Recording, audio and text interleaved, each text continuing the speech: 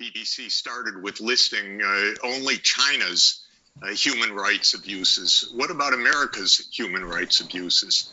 The Iraq War, together with the UK, completely illegal and under false pretenses.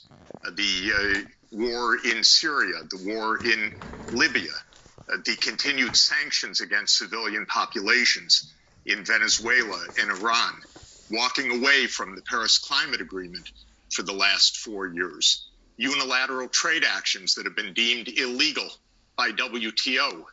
We have really serious human rights violations by the United States abroad, not to mention an insurrection on January 6th in our own country, not to mention the continued massive racism, white supremacism, and abuse of incarceration of hundreds of thousands of people in the U.S., Black, African-American, people of color.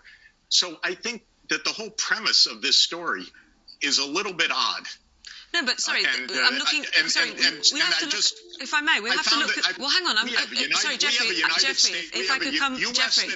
I'm hoping we can have a conversation. I'm hoping we can have a conversation. So you know, sorry, just to say. Always, excuse me for one moment. The U.S. always attacks other countries. It holds itself sacrosanct. It's really outrageous because I know what goes on in American foreign policy. And I know how abusive it is, and I know what it's like to live in a racist society, which I happen to do, where a significant part of this country is racist, followed a racist president who led an insurrection on the Capitol.